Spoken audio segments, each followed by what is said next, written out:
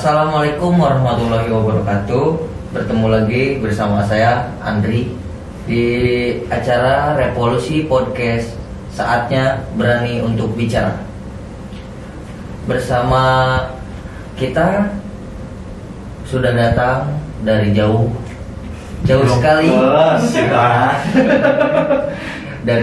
Sudah ada dari perwakilan Hotel Resinda bersama Ibu selaku General Manager. Siap. Ibu Ruth dan Aji. Mas Aji. Betul. Iya. Terima kasih sudah meluangkan waktunya ke sini. Terima kasih untuk undangannya. Sama-sama, terima Mas kasih Aji. untuk undangannya. Sudah jauh-jauh pasti macet dan segala macam ya. Terima kasih. Dan untuk waktunya, kesempatannya, paling kita akan ngobrol-ngobrol sedikit mengenai perhotelan. Boleh dong? Boleh. Boleh sekali. Strategi apa nih yang pihak Hotel Resinda terapin saat masuk masa pandemi seperti ini? Oke. Jadi gini Mas Andri, Iya. kayaknya seluruh dunia nih ya kehits ya dengan yang namanya pandemi ini ya, berimbas kemana-mana ya, ke industri manapun. Nah, di hotel kami semenjak tahun lalu itu kita langsung menetapkan yang namanya prokes ya.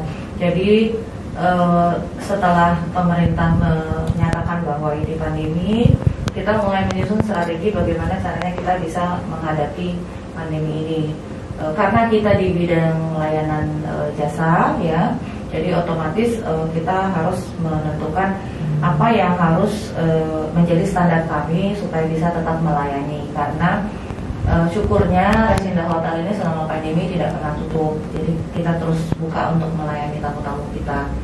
Jadi banyak hal-hal yang kita lakukan, dari mulai di kamar, di restoran, di meeting room, di public area, itu banyak sekali yang kita lakukan, terutama yang menyangkut dengan prokes ya.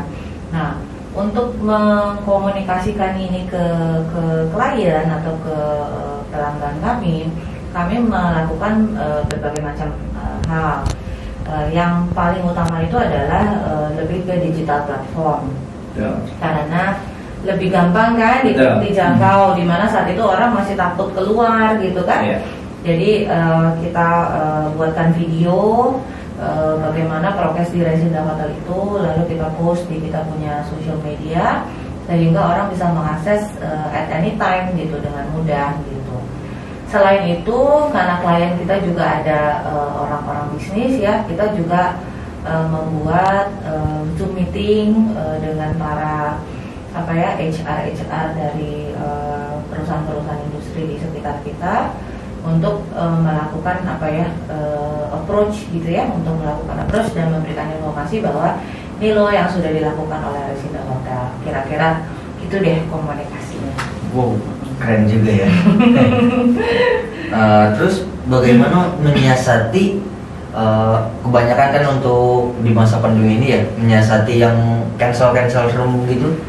Menyiasati yang cancel ya, karena memang ini kan bukan hanya kita yang terdampak. Betul, bukan hanya dari Resinda Hotel ya Bu ya, secara keseluruhan, baik itu di Karawang, Indonesia, bahkan dunia gitu. Jadi memang cancellation policy kita memang harus disesuaikan, karena kita nggak bisa juga maksain klien gitu kan, nggak bisa kamu udah booking harus bayar, kamu harus datang, nggak bisa juga gitu. Karena sekarang mungkin kayak di Karawang sendiri kan sudah mulai turun nih levelnya, pelan-pelan turun. Nah, kalau dulu kan kita kenal ada yang namanya zona merah gitu ya, dan kita juga pernah masuk ke zona merah gitu kan. Jadi ya kita mau bilang apa, masa kita mau paksakan klien untuk datang gitu, nggak bisa, kamu udah booking gitu kan, nggak bisa gitu juga. Jadi kita lebih fleksibel aja, kita lebih fleksibel dengan cancellation policy kita.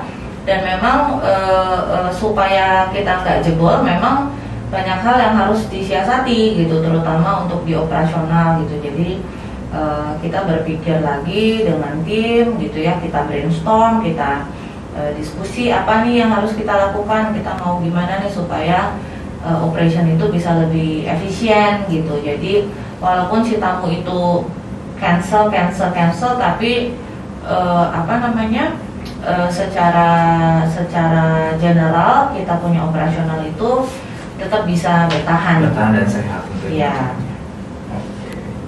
Terus dari tadi mengutip sedikit dari Ibu, itu apakah ada pengurangan karyawan atau penurunan jam kerja atau bagaimana? Alhamdulillah untuk pengurangan kita nggak ada, ya sampai saat ini itu nggak ada. Kalau pengurangan jam kerja memang kembali lagi ke efisiensi yang tadi, karena memang kan otomatis waktu tahun lalu ya, terutama Mas Andri itu okupansi kan memang drop sekali kan, dibanding 2019 gitu. Jadi memang kita menghimbau dari staf itu untuk menghabiskan cutinya gitu. Jadi supaya mengurangi movement juga, mengurangi mobilitas ya, mengurangi mobilitas yang ada di dalam hotel. Terus juga waktu awal-awal itu kan kita juga nggak mau karyawan terdampak dan sebagainya. Jadi kita berikan keleluasaan untuk karyawan itu untuk mengambil cuti. Cuti itu pun bukan hanya cuti di tahun itu saja gitu. Kalau misalnya mungkin mereka mau ada advance cuti itu dari 2020, berarti advance cuti di tahun 2021 kita kasih keleluasaan gitu. Jadi mereka juga awal-awal itu merasa lebih tenang karena masih banyak waktu sama keluarga, karena dulu kan orang pada takut semua. Khawatir malahan berangkat bekerja juga, kadang bertemu dengan orang baru, khawatir dengan diberikannya keleluasaan untuk cuti, dia pun merasa aman. Apalagi kan dengan keluarga. Kayak mau bertempur kan ya. Iya, jangankan untuk pergi bekerja kan, Betul. pergi kerja gitu. Untuk keluar rumah hanya sekedar beli makan atau apa, takut kita semua ya. Karena di kita itu kan beda dengan perkantoran ya. Kalau perkantoran mungkin atau administrasi kan bisa WFH. Nah, kalau kita kan nggak bisa WFH sebagai hotel. Nah, itu dia. Kalau WFH kan nggak mungkin, tamunya tuang sendiri, silakan ambil di sana Bu gitu. Gitu. Jadi ya gitu menyiasatinya. Memang pengurangan jam kerja ada. Tapi itu bukan berarti pemotongan gaji gitu, tapi lebih kepada kita rilis mereka punya cuti dan hutang-hutang libur, karena pada waktu 2019 itu kita sebetulnya cukup ramai ya, gitu. Bahkan hari libur nasional juga kan yang memang harusnya dia libur, dia masuk kan otomatis tuh bertambah untuk cetak libur atau hak liburnya itu dirilis, kita keluarkan di masa pandemi awal khususnya. Gitu. Nah, untuk di masa pandemi ini, apakah ada kerjasama yang dijalin sama pihak-pihak lain dari pihak Resindo? Itu gimana? Ya, kalau misalnya untuk kerjasama mungkin sebelum pandemi juga kita sudah lakukan. Cuman dengan adanya pandemi ini otomatis kan kita lebih memikirkan cara bagaimana tetap menjalin kerjasama dengan kondisi yang berat, sama-sama berat, baik dari pihak kita ataupun pihak luar. Nah, di sini mungkin yang kita lakukan di awal itu bagaimana cara kita sebut saja mendigitalisasi produk-produk kita, khususnya ini produk-produk restoran nih, karena kan beberapa kebijakan juga kan tidak memperkenankan tamu-tamu hotel datang atau misalkan dine-in khususnya kebijakan tersebut. Coba kita tawarkan digitalisasikan untuk produk kita melalui beberapa ya tadi platform online gitu. Jadi tamu-tamu kita yang biasanya datang makan langsung di restoran, mereka tetap dapat memesan makanan yang mereka biasa makan di restoran. Itu aja sih berbedanya. Termasuk juga dengan media-media seperti tadi yang sudah disampaikan oleh Ibu Ruth, itu kita coba berikan sosialisasi lah informasi berkaitan dengan produk-produk kita ataupun tadi prokes-prokes yang kita telah terapkan. Jadi dari masyarakat pun mengetahui bagaimana kualitas hotel kita selama pandemi, termasuk untuk prokesnya yang memang ketat. Itu. Oh, berarti untuk dari awal sampai sekarang itu sudah mempunyai aplikasi tersendiri atau bagaimana Hotel Resindo? Baik, kalau misalkan untuk aplikasi memang tidak ada. Cuman kalau misal memang untuk pemesanan kamar kita buka itu di website. Di websitenya Resindo Hotel Karawang itu bisa melakukan untuk pemesanan kamar. Nah, untuk khususnya untuk restoran kita menyediakan layanan WhatsApp untuk tamu kita, jadi bisa langsung berinteraksi dengan guest relation officer kita. Itu bisa menanyakan menu atau misalkan mungkin reservasi berkaitan dengan tadi apakah memang dia butuh untuk keperluan meeting kah, atau misalkan booking reservasi restoran. Jadi kita sebisa mungkin mengedukasi tamu-tamu kita untuk riset di awal, karena untuk menghindari tadi kerumunan. Jadi lebih nyaman untuk tamu kita datang ke hotel, betul ya Bu ya? Betul, karena progresnya kan kita harus batasi nih, kayak restoran tuh misalnya saya punya restoran yang kapasitasnya 100, saya kan nggak bisa isi 100 gitu, jadi memang kita anjurkan tamu itu untuk membooking, jadi kita bisa alokasi. Oh kalau misalnya memang dia tetap kekeh mau datang, mungkin kita alokasi di jam berikutnya, jadi nggak ketemu tuh. Betul. Gitu, jadi memang dibatasin isinya si restoran. Kayak kolam renang juga kita batasin isinya gitu. Memang awal-awal susah ya. Pasti. Aduh, awal-awal sakit kepala, kita dikomplain lah ya kan. Betul. Kenapa saya mau nyebur nggak boleh gitu. Sedangkan itu fasilitas hotel gitu. Sedangkan fasilitas hotel gitu. Tapi alhamdulillah tahun lalu, mungkin semester kedua tahun lalu ya Ji ya, masyarakat sudah mulai mengerti, mulai paham nih, dan mulai punya rasa tanggung jawab untuk menjaga diri sendiri atau memprotek diri sendiri. Kesininya sih sudah mengerti orang. Dulu pernah juga yang dengan waktu makan cuman yang cuma 30 menit, gitu ya.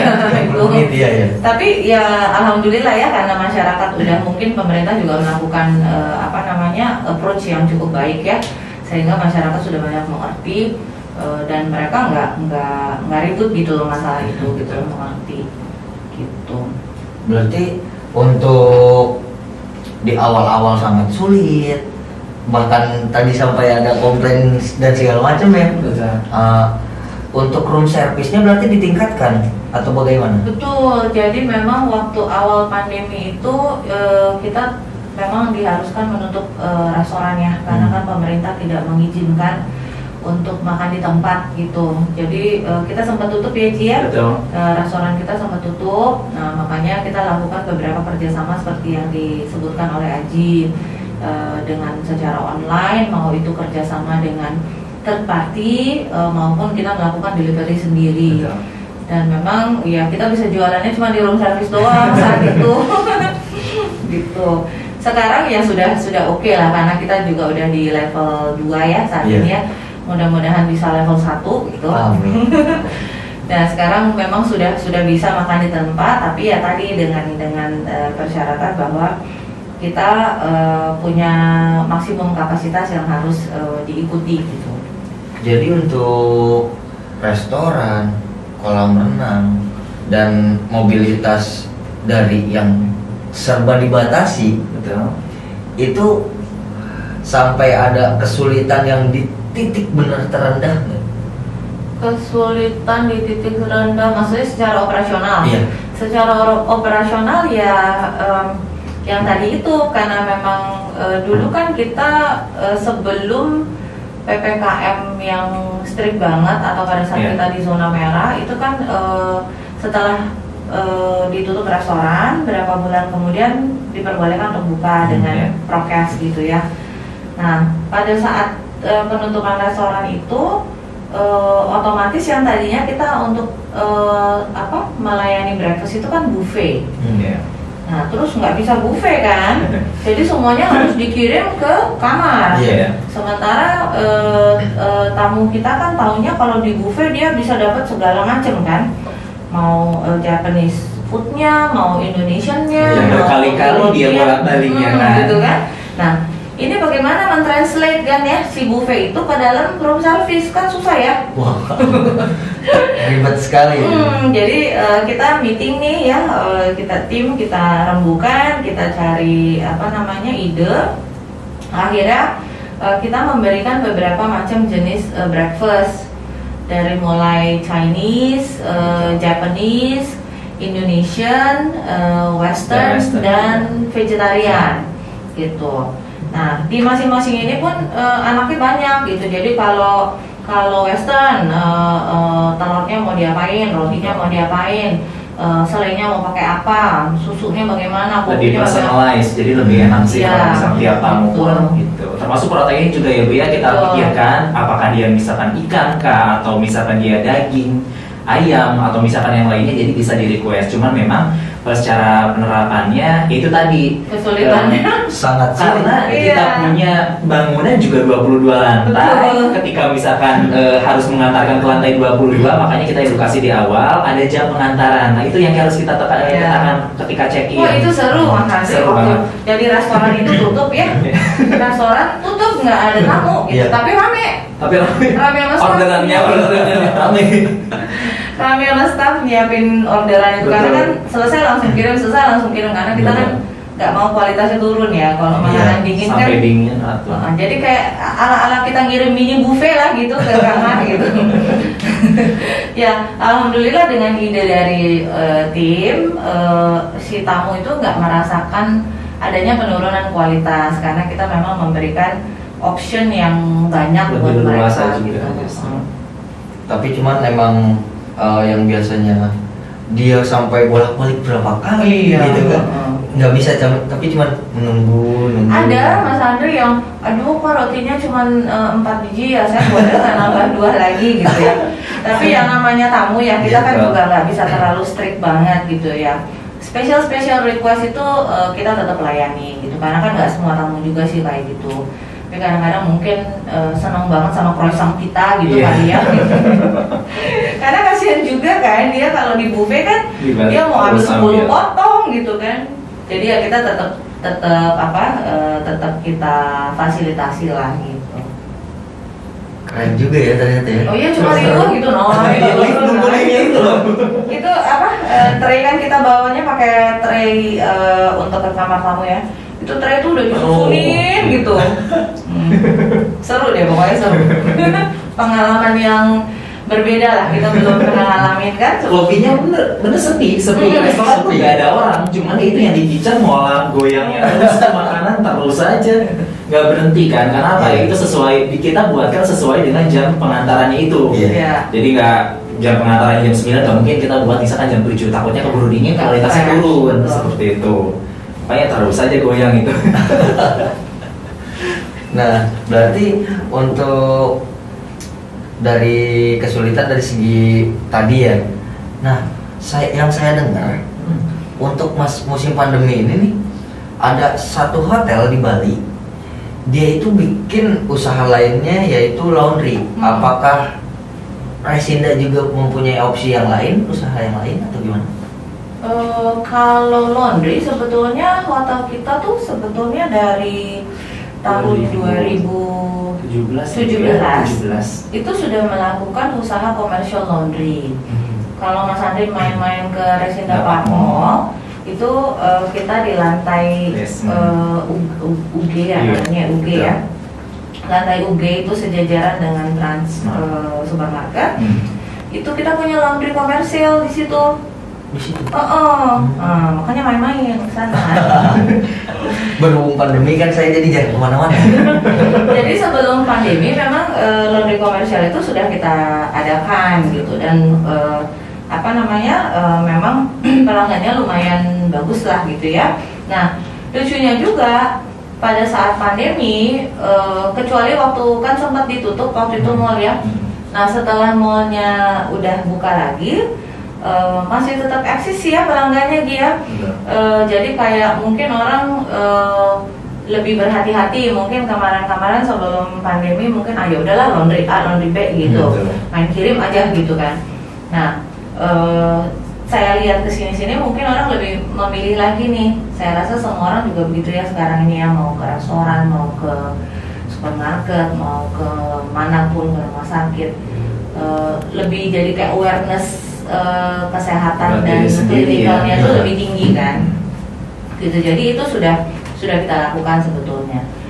Nah kalau untuk di luar itu kita karena kita memang hotel sih ya Mas Andri, kita hotel industri dan kita memang fokus di penjualan akomodasi makanan dan minuman. Jadi memang kita nggak mau neko-neko ke arah yang lain karena Iya. kita bukan expertnya gitu. Iya. Kalau laundry oke lah, masih expert lah ya, karena masih dalam satu bagian dalam hotel. Paling yang terjadi di selama pandemi itu ada beberapa perusahaan yang memang menanyakan untuk offset catering karena Ya. kan mungkin maka pemilihan tadi benar menurut dari Ibu Ruth itu dari pihak perusahaan juga kan pilih-pilih catering gitu yang istilahnya dari segi rasa enak, dari segi penyajian juga hygiene, bersih dan juga pengantaran juga baik. Nah itu agak mulai banyak tuh Ya. yang menanyakan ke hotel kita. Nah itu mungkin menjadi celah bisnis yang bisa kita maksimalkan Ya. gitu. Selama restoran itu tutup, kita coba tawarkan offset catering yang kita miliki gitu. Jadi kita antarkan untuk produknya, kita buat variasi menu yang memang beragam menyesuaikan dengan kebutuhan perusahaan tersebut. Ya. Gitu. Jadi kan dari perusahaannya juga nggak mungkin dia keluar buat makan, Nah. lebih khawatir. Makanya kita yang datang ke mereka. Gitu, kira-kira. Lebih seru ternyata ya. Musim pandemi itu lebih lebih memeras otak. ternyata di luar ketakutan hampir seluruh dunia gitu ya. Betul. Seluruh dunia takut sama virus ini, tapi ada keseruan yang lain. Iya betul, banyak sih serunya sebetulnya banyak karena memang satu sisi kita merasa takut ya Mas Andi ya, tapi kan namanya apa ya, bisnis ekonomi kan tetap harus jalan.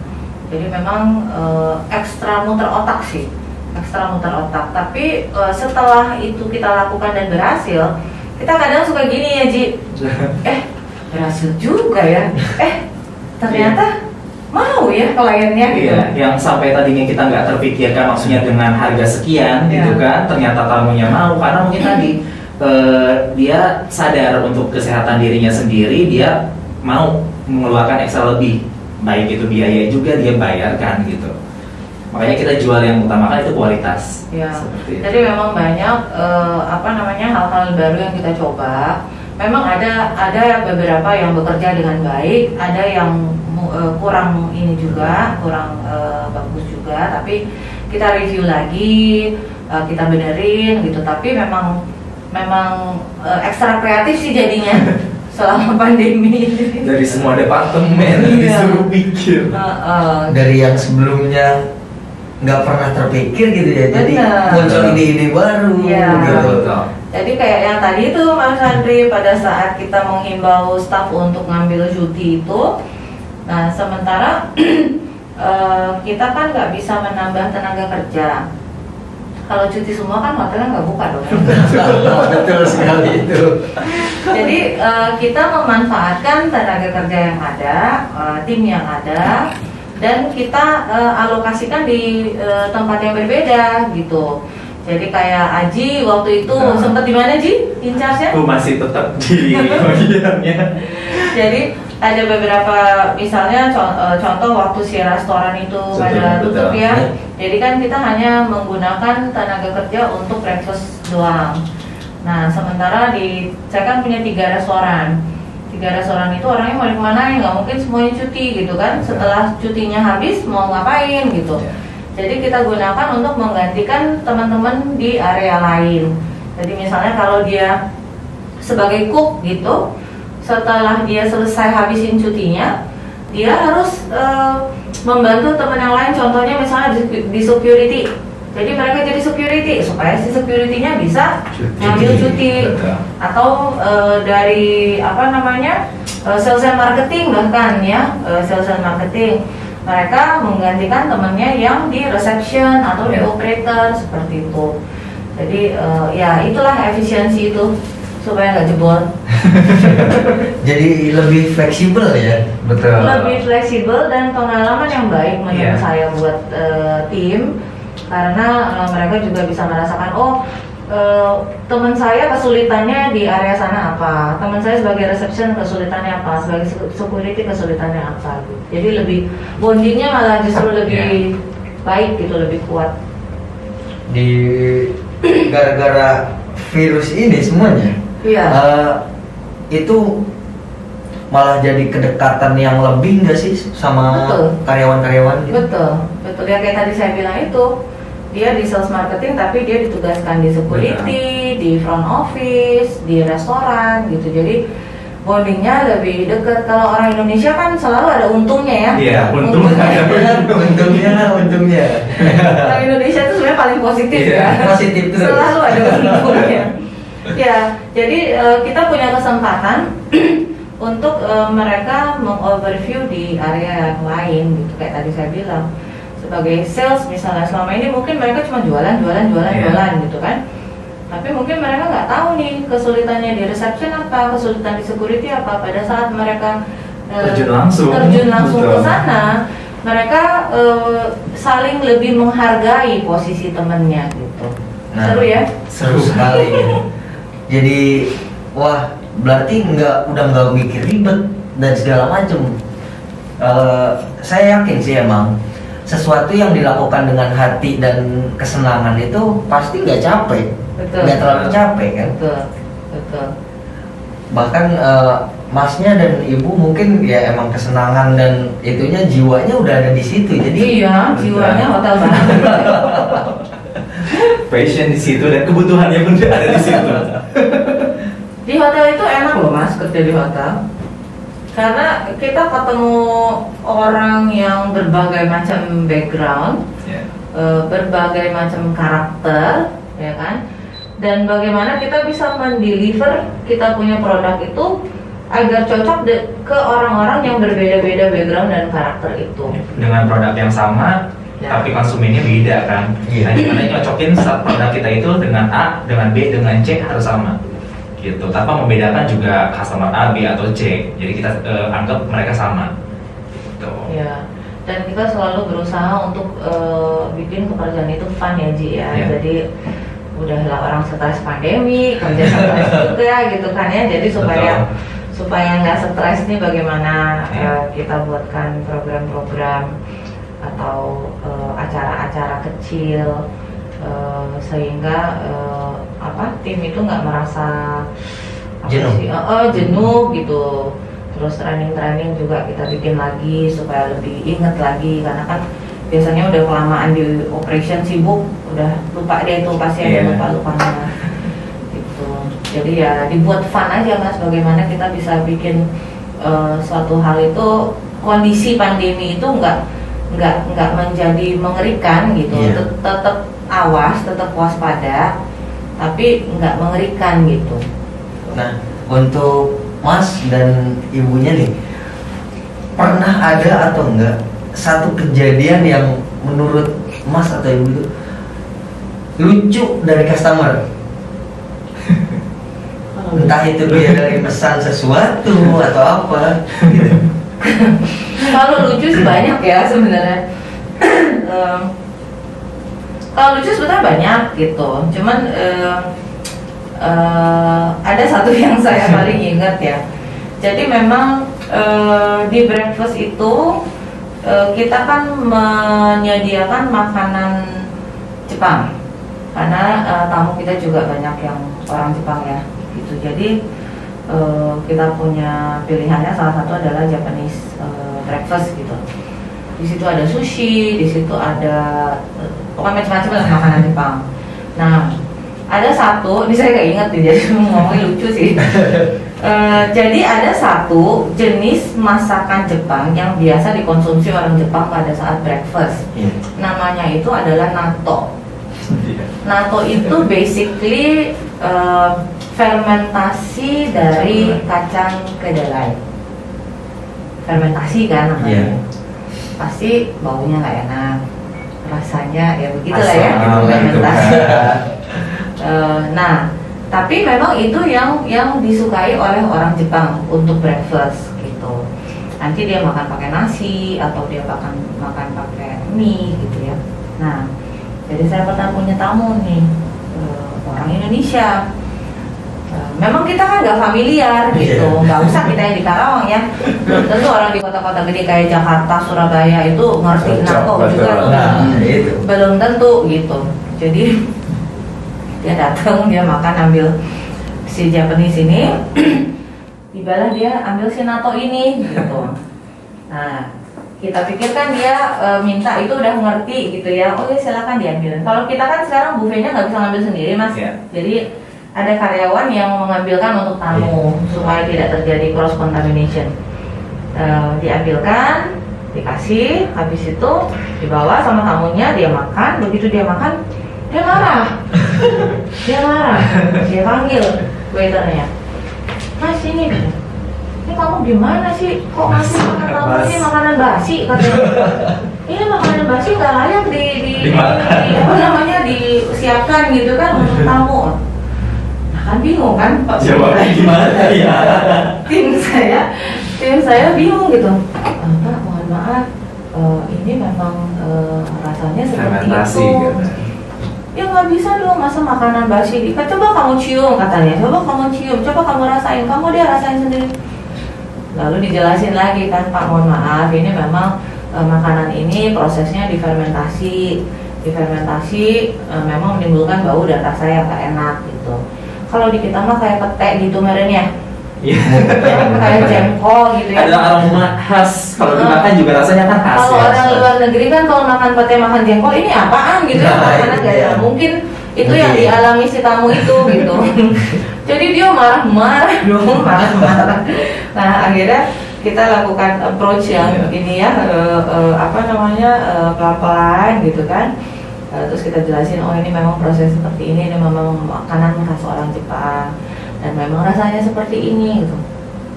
Terus ya udah namanya ini kan, oh gitu, oke. Padahal dia sendiri ya nggak tahu ya. Iya ya. Atau mungkin mikirnya dari luaran itu kan cuma kacang. Nah, kalau kita kan ya udah kacang kan kayak cemilan doang. Dia lihatnya kacang, dia ambil tanpa kan karena tadi jarak dari tamu ke makanan kan memang kita berikan jarak 1 meter itu, disajikan dia lihatnya kacang doang. Belum kecium kan, ketika dia makan. Terus kan orang ambil pakai ini kan, pakai masker. Gitu. Jadi meja kok aromanya beda gitu kan. Mikirnya. Tapi saya juga bingung itu kenapa orang Jepang suka ya. Tapi kalau Mas Andri main-main ke area Sinda, nanti saya suruh cobain. Boleh cobain. Siapa tahu lidahnya lidah orang Jepang. Iya, cocok. Saya jadi mikir gitu kan, oh iya jangan-jangan mungkin kalau kayak orang asing ke kita disuruh makan pete atau jengkol, buat kita mah itu enak banget kan, pakai sambal gitu kan. Kalau dia nggak sarapan, makan siang, makan malam, kalau ada di depan meja, itu di mana? Iya, kalau dikasih orang Prancis kali atau orang Jerman gitu, apa ini bau banget gitu. Itu sih salah satu yang lucu karena dia nggak bisa. Itu tadi karena ada diambilkan, jadi dia nggak bisa nyium dulu, nggak bisa ini, ya udah minta. Yang dia lihat kacang, ya udah lihat di mana. Nah, Mas Aji nih, hal terlucunya apa nih? Hal terlucu banyak banget. Banyak sih sebenarnya. Banyak banget Mas. Salah satu kejadian yang menurut Mas Aji, wah ini gokil sih gitu. Ini lucu sih. Dibilang lucu enggak sih sebetulnya ya, dibilang lucu enggak, cuman kan kebetulan kita dari tim marketing juga kan banyak menghadapi tamu khususnya yang reservasi nih, apakah itu baik dari Instagram, khususnya yang dari Instagram nih, karena tamu-tamu kita surprisingly nggak cuman dari Jakarta atau kota-kota besar aja nih, ternyata orang-orang Karawang juga mulai berminat lah untuk datang ke kita gitu kan. Pasti dia tanya tipe kamar, dari mulai kenapa dia harus membayarkan senilai ya kita sebut misalkan 900 atau 1 juta rupiah hanya untuk 1 malam menginap. Itu mungkin dipikirnya kok nginep aja bisa sampai 1 juta gitu kan. Dia nggak tahu fasilitas yang kita tawarkan, hanya mungkin intinya tidur, makan, udah. Kenapa saya harus bayar 1 juta untuk itu? Ketika dia datang malah ya itu nyampein dia puas dengan pelayanannya, malah terbilangnya harga segitu itu terjangkau dibandingkan dengan hotel-hotel yang ada di Jakarta, di Bandung. Dia nggak usah jauh-jauh datang ke Jakarta atau ke Bandung buat dapetin fasilitas hotel bintang 5 lah kita sebutnya ya. Kalau misalkan di compare dengan kota-kota besar lainnya, ternyata di Karawang ada juga tamu yang dari luar kota. Mungkin dia dilihat dari foto kan memang bangunannya megah, tinggi, fasilitasnya bagus. Ketika dia misalkan datang, memang di Karawang ada ya hotel sebagus ini. Ketika dia masuk ada ternyata. Itu aja sih sebetulnya banyak tamu-tamu juga yang datang tidak menyangka dari Resinda ini di Karawang ini ada hotel semewah dan semegah yang ada di kota besar lainnya. Jadi nggak kalah sebetulnya hotel-hotel yang ada di Karawang dengan hotel-hotel besar di Jakarta, di Nggak kalah Bandung, saing kita sama kalah saing. Jakarta, Bandung dan lainnya. Pastilah. Pastilah. Ya karena kita menawarkan banyak aktivitas outdoor Betul. juga Mas Andre sekarang gitu. Jadi kayak permainan anak-anak itu kita push ya supaya keluar udara terbuka gitu. Jadi lebih aman lah gitu. Ada memanah, ada kasih makan kelinci, kasih makan ikan, ada trampolin, sepeda kita punya treknya sendiri di area belakang. Betul. Bahkan ada beberapa aktivitas khususnya di weekend juga kita mengajarkan edukasi. Jadi kita yang tadi aku bilang kenapa 1 juta anggapannya dia cuma tidur sama makan di restoran, enggak. Banyak fasilitas yang memang bisa atau aktivitas yang bisa diikuti sama tamu-tamu kita nih. Ada tadi menanam bercocok tanam, bahkan kita ada area khusus yang bercocok tanam. Jadi anak itu belajar sambil bermain. Iya. Apalagi di kala sekarang berkebun ya. iya betul, berkebun, mewarnai. Bahkan kita ajarkan juga ada beberapa barang daur ulang yang bisa kita daur ulang tuh. Mengecat misalkan di situ ada jerigen ya Bu ya. Bekas Jerigen, botol yang kita bisa daur ulang menjadi vas bunga atau apa. Apalagi sekarang kan belum tatap muka nih, waktu pas periode sebelumnya ya belum tatap muka, sehingga anak yang memang tamu tersebut bawa itu dia happy dan ada nilai lah yang bisa dibawa pulang. Iya. Gitu. Terus yang lucunya ibu-ibunya yang lebih seru. Karena kita buatin juga kayak semacam kompetisi ya, mana yang paling rapi, mana yang paling bersih, mandiri. Betul. Jadi jiwa kompetisinya bukan pada anak, malah jadi ibu-ibunya yang pengen, ayo kamu harus menang. Karena kita sediakan juga ada hadiah gelato nih bagi pemenang di acara tersebut gitu kan. Malah jiwa-jiwa ibu-ibu kompetisi ini nih yang gak mau kalah nih anak buah sana. Seru banget, seru Jadi family-nya tuh lebih terasa Betul. gitu ya. Jadi secara keluarga mereka lebih bonding ya, karena kan kegiatannya itu bisa dilakukan bersama semua anggota keluarga gitu. Wow, menarik sekali sih ya. Makanya jalan-jalan dong, Jalan-jalan ke Resinda Hotel. Tapi kalau kita ngomong soal perhotelan ini emang nggak ada habisnya ya. Nggak bakal ada habisnya. Tapi berhubung waktu yang terbatas ya. Gak berasa ya? Nggak berasa kita udah wah ngobrol dari tadi ya. Padahal saya tadinya mau sampai nanti malam nih. Berhubung waktu yang terbatas, terima kasih untuk Mas Aji dan Ibu dari pihak Resinda sudah meluangkan waktunya. Terima kasih kembali. Terima kasih. Sukses terus untuk Resinda Hotel. Amin. Sukses juga buat Revolusi ya. Yes. Gitu kan. Oke, saya tutup podcast ini. Saya Andriana dan terus saksikan program-program dari Revolusi Production House. Sampai jumpa.